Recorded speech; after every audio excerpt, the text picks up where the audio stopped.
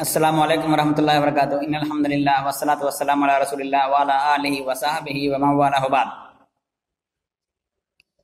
ہم نے اس سے پہلے عرب کی 3 قسمیں پڑھی تھیں، عرب بائدہ، عرب عاربہ اور عرب مستعربہ۔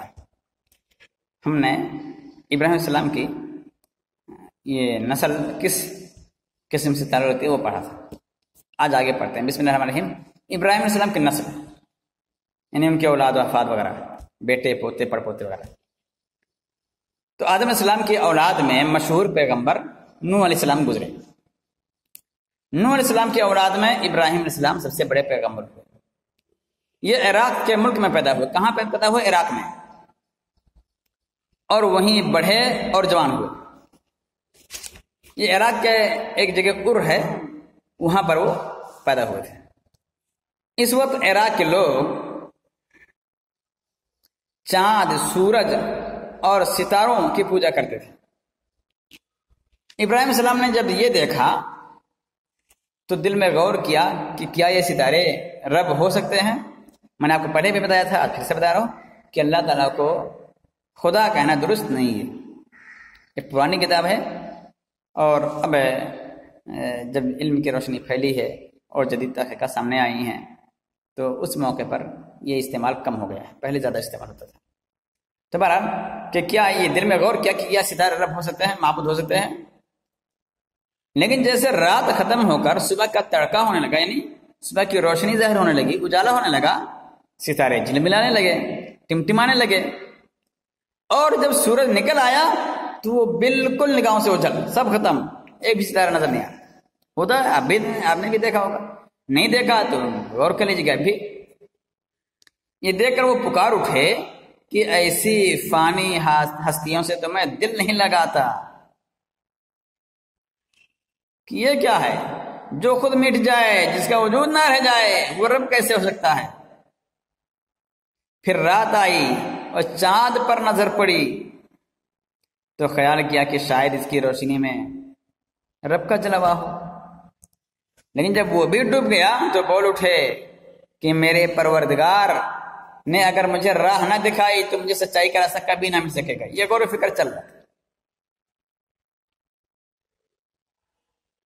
اب خیال ہوا کہ اچھا، سورج کی روشنی تو سب سے بڑھ کر ہے، کیا یہ ہمارا دیوتا نہیں ہو سکتا؟ لیکن شام کی تاریکی نے اس بڑی روشنی کو بھی جب بجھا دیا، ہوتا ایسے ہی ہوتا ہے۔ تب ان کے دل سے آواز آئی کہ میرے پروردگار کا نور تو وہ نور ہے جس کا اندھیرا نہیں۔ میں اسی رب کو مانتا ہوں جس نے آسمان اور زمین اور ان کے جلووں کو پیدا کیا۔ پھر لوگوں سے پکار کر کہا کہ میں تمہارے مشرکانہ دین کو چھوڑتا ہوں اور ہر طرف سے مڑ کر اس ایک رب برحق کے آگے سر جھکاتا ہوں۔ تو یہ ابراہیم السلام کی کہانی۔ ابراہیم السلام کوفہ کے قریب، ملک عراق میں کوفہ کے قریب ایک شہر ار کے رہنے والے تھے۔ یہ جب ان کو اسے چونکہ دنیا گمراہی میں لت پت تھی، انہیں احساس ہوا، اللہ تعالیٰ نے احساس دل میں پیدا کیا، کائنات میں غور فکر کرنے لگے، اور غور فکر کرتے کرتے کہ ہمارا پیدا کرنے والا کون ہے، خالق کون ہے، ہمیں کس کی پوجا کرنی چاہیے، پیدا کرتے کرتے اچانک دل میں خیال آیا، یہ نہیں کہ اسے پہلے ستاروں کو دیکھا نہیں تھا، بچپن سے انسان دیکھتا چلا رہا، چندہ ماما کرتا چلا آتا بچپن سے۔ یہ ہر قوم، ہر نسل اور ہر زمانے کی بات ہے یہ، کہ انسان بچہ تاروں کو دیکھتا ہے، چاند کو دیکھتا ہے، سب کو دیکھتا ہے، تو تاروں اور چاند سے دل بہلاتا ہے۔ تو یہ گمان نہ ہو کہ ابراہیم صاحب نے پہلی مرتبہ دیکھا تھا، اس سے پہلے نہیں دیکھا تھا، یہ کیا بات ہوئی؟ نہیں، غور فکر کرتے کرتے نظر کس پہ جا کر ٹکی؟ ستاروں پر ٹکی، یعنی توجہ کس پر لگی؟ ستاروں پر توجہ، کہ ہاں یہی ہو سکتے ہیں، انہیں اونچائی پر ہے، ان کی روشنی تک پہنچتی ہے، یہ وہ بڑے خوبصورت ہیں، تو ہی رب ہو سکتے ہیں۔ اور اس کے بعد چاند نکل آیا، چاند نکلا تو ارے یہ تو ستارے ختم ہو گئے اجل ہو گئے، چاند نکلتا ہے تو ستاروں کی روشنی مات پڑ جاتی، کبھی کبھی آس پاس میں جب 14 کا چاند ہوتا ہے تو ختم ہو جاتا ہے، سرے سے ختم ہو جاتا ہے۔ تو اس پہ نظر پڑی کہ ارے یہ تو اس سے بڑھ کر ہے، تو یہ رب ہو سکتا ہے۔ اس کے بعد جب سورج کی روشنی میں چاند بھی ڈوب گیا تو کہہ رہے یہ تو اس سے بڑا ہے، اس کی روشنی کے آگے تو سارے ہیچ، تو یہی رب ہوگا، ہاذا ربی ہاذا اکبر، یہ تو سب سے بڑا ہے، یہی رب ہے۔ لیکن جب شام کو سورج بھی ڈوب گیا تو پھر دماغ پہ ایک جھٹکا لگا کہ ارے یہ کیسے ہو سکتا ہے؟ مسئلہ یہ نہیں ہے کہ انہوں نے اس سے پہلے تارے نہیں دیکھے تھے، چاند نہیں دیکھا تھا، سورج نہیں دیکھا تھا، کبھی یہ نہیں ہوا تھا۔ اس کا یہ مطلب نہیں کہ ایسا نہیں تھا کہ انہوں نے ستاروں کو ڈوبتے، چاند کو غائب ہوتے اور سورج کی روشنی گم ہوتے، رات تاریکی پھیلتے نہیں دیکھا تھا، دیکھا تھا، مگر اس حیثیت سے غور نہیں کیا تھا کہ ہمارا خالق کون ہے، یہ ہو سکتا کہ نہیں ہو سکتا ہے۔ تو انہوں نے کہا جب سورج بھی ڈوب گیا، نہ تارے کام آئے، نہ چاند پر نگاہ ٹکی، نہ سورج سے دل لگا، تو کیا کہا کہ ضرور ہے جس نے سورج چاند ستاروں کو پیدا کیا ہے، میں اسی کو پیدا مانتا ہوں، جس نے زمین آسمان کو پیدا کیا ہے۔ پھر اعلان کر دیا انی وجہت وجہی للذی فطر السماوات والارض حنیفا وما انا من المشرکین، میں اپنا چہرہ اس ہستی کی جانب کر رہا ہوں جس نے زمین آسمان کو پیدا کیا ہے یکسو ہو کر کے، اور میں مشرک نہیں ہوں، میں مشرکوں میں سے نہیں ہوں، میں اللہ تعالیٰ کسی کو شرک نہیں کروں گا۔ تو اللہ تعالیٰ نے ان کو پیغمبر بنایا، کیونکہ بچپن ہی سے اسی صفات کے مالک تھے، اللہ تعالیٰ پہلے سے جانتا تھا ان کے دل کی طبیعت نیکی، تو اللہ تعالیٰ نے ان کو پیغمبر بنایا، آسمان و زمین کی حقیقتوں کے دفتر ان کے سامنے کھول دیے اور دنیا میں توحید کا پیغام سنانے کے لیے ان کو مامور کیا۔ انہوں نے عراق کے بادشاہ نمرود اور اس کے درباریوں کے پیغام سنائے۔ ان کے زمانے میں عراق کا جو بادشاہ تھا اس کو نمرود کہتے تھے، تو انہوں نے جب نبوت ملی ان کو تو نبوت ملنے کے بعد دعوت دینا شروع کی اور توحید کا پیغام سنایا، بادشاہ کو بھی درباریوں کو بھی۔ ان کے کانوں میں یہ بالکل نہیں یہ آواز تھی۔ انہوں نے ابراہیم علیہ السلام کو ڈرایا، دھمکایا، مگر وہ اپنی بات پر جمے رہے، کیا وہ اپنے بات پر جمے رہے۔ بات پہنچی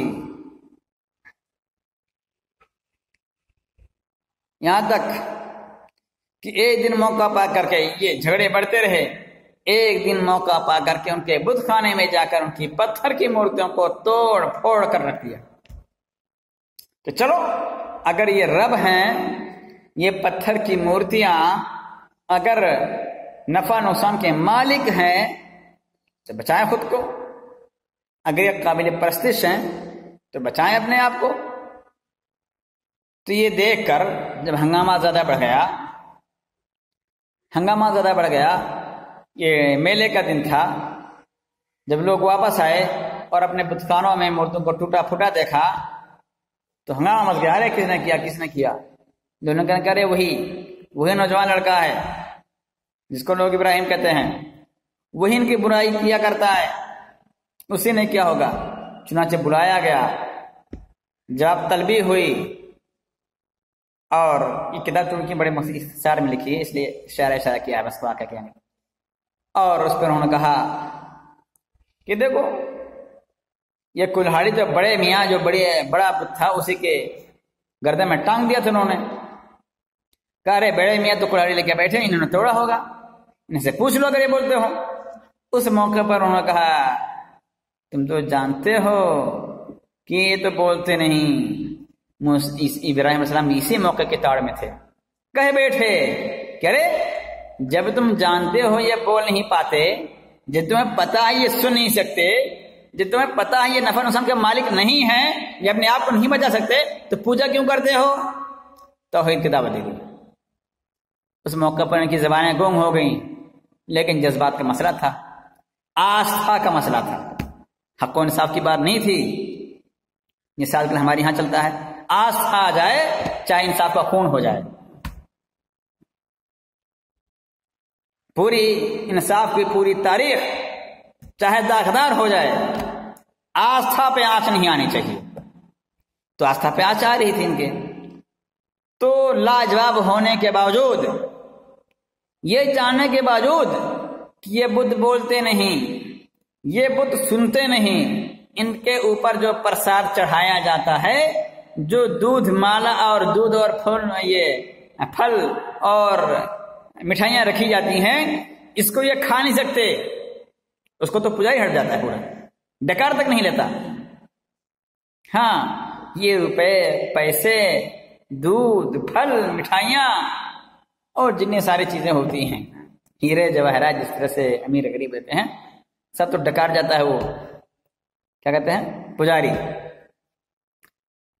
تو یہ جاننے کے باوجود کہ یہ کسی کام کے لائق نہیں، یہ دیکھ رہے تھے کہ بت کو توڑ دیا گیا ہے، یہ اپنے آپ کو نہیں بچا سکتے، تو ظاہر سی بات ہے ہمیں کیسے بتا سکتے ہیں، ہمیں کیسے بتا سکتے؟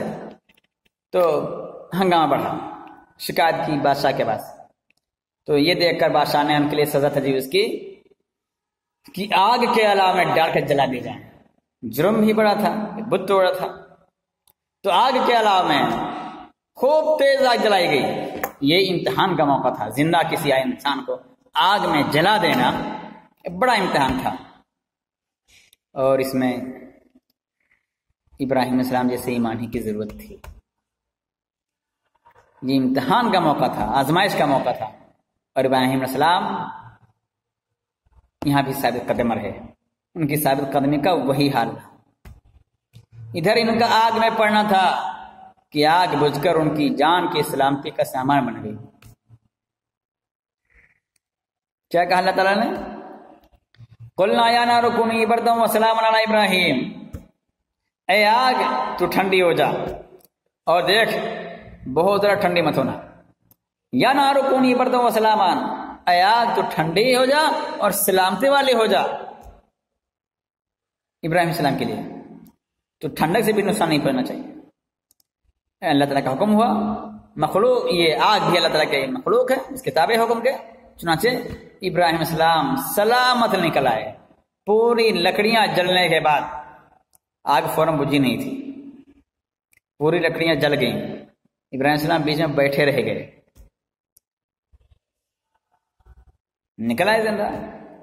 اس کے بعد پھر اور تماشے ہوئے نمرود کے دربار میں، جس کا تذکرہ یہاں پہ نہیں ہے۔ ابراہیم السلام نے دعوت و تبلیغ دینا شروع کیا زور و شور سے۔